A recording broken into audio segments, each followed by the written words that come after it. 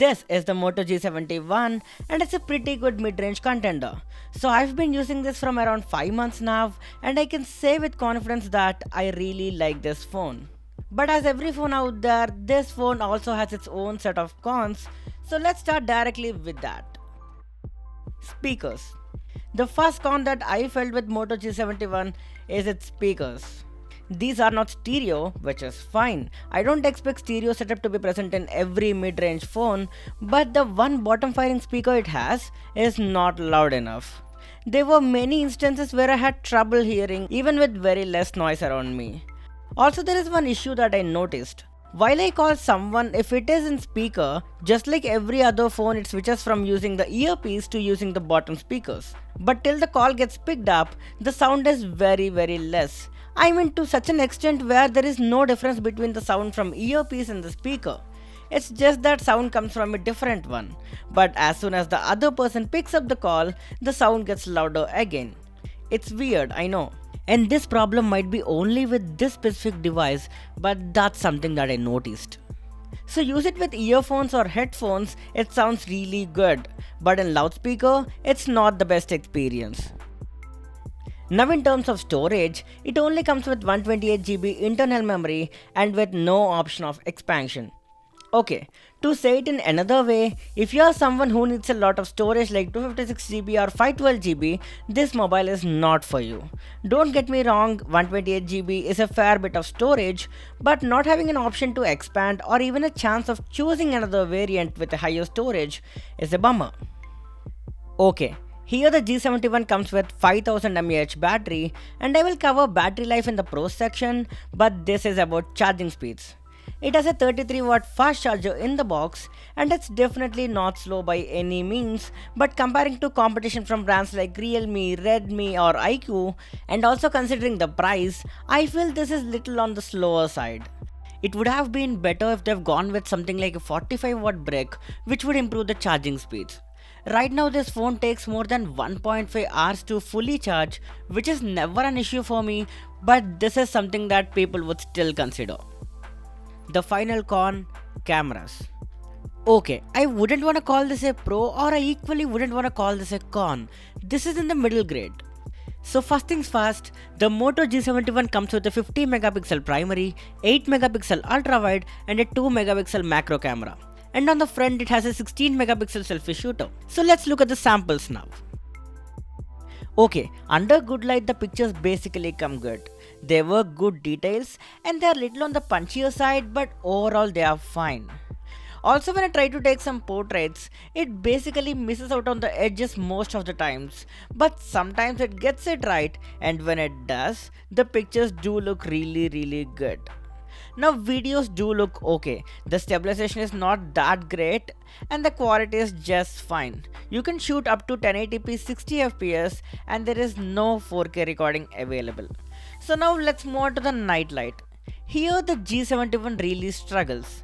When you have some light source it's just average, okay. But if the light source is little less, the images are not at all usable. Selfies are also average, they are just okay again. Okay, enough with the cons section, now let's move on to the pros section. So to start off, this light blue color is so attractive. It's so subtle but very appealing.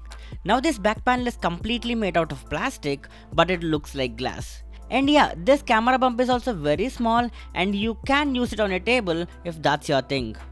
On the whole, I really loved the design language of this phone. Now let's talk about that display. This is a 6.4 inch 60Hz 1080p AMOLED panel, and to say it's a really good display panel. First of all, this is not a high refresh rate panel, and at 18,000 rupees, people are actually expecting high refresh rate displays. But let me tell you, compared to a 90Hz or 120Hz LCD panel, a 60Hz AMOLED is always better. And coming to G71, it's an AMOLED panel. The colors are deep and overall it's a punchy looking screen. Even the max brightness on this is really good. It's fairly comfortable to view in very bright sunlight. Now media experience on this device is great. The visuals are really eye pleasing with its AMOLED panel, but I would have loved to see a better speaker setup, which I already mentioned. Now in terms of performance, this phone comes with Snapdragon 695, which is a powerful chipset. Okay, this is named 695G, right? But don't look at it as a 6 series chipset. It's much better than Snapdragon 750G and 765G and a little under 768G. So yes, this chipset is actually better than some 7 series biggies. And when it comes to daily usage, it's very smooth. There were very few instances where I did feel a little lag, but that was very minimal and I would still not point it out as a major issue. Now in terms of gaming, I'm not a hardcore gamer, but I did play some games and it was able to handle all of them with ease. Also, one thing that I really loved on G71 is this phone never overheats. You play heavy games and you push the limits, it doesn't feel that it's overheating. It might get a little warm to touch and that's it. I was really surprised when I'm using this phone under hot sun, and I was actually using it for a fair amount of time while traveling, and it did not overheat. Trust me on this, I've seen a lot of phones that overheat under hot sun, and this one is different. It's little better. Now speaking of UI, Moto phones always has this advantage over other smartphones of having a clean stock Android experience, and this is no different. It's so minimal, no bloatware, no ads, no nonsense.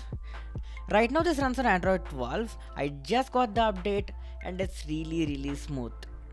And apart from having a clean experience, this has some very good customization features like peak display, which lets you see a glance of your notifications. The retro Moto features like chop for flashlight, twist for camera, a dedicated button or swipe gesture for Google Assistant, or a gaming mode for better gaming experience. It's really intuitive. 5G bands. Okay, I really have to talk about this. This phone has 13 5G bands and it's one of the very few phones in this budget to have such a big list of 5G bands.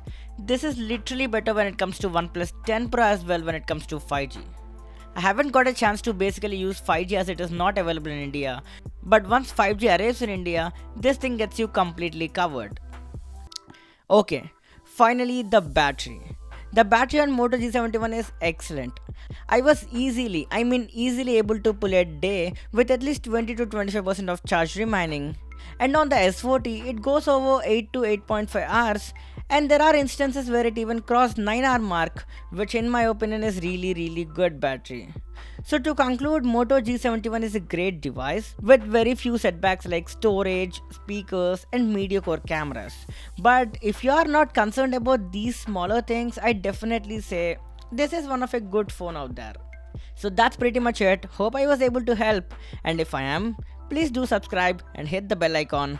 I wish to see you in my upcoming videos.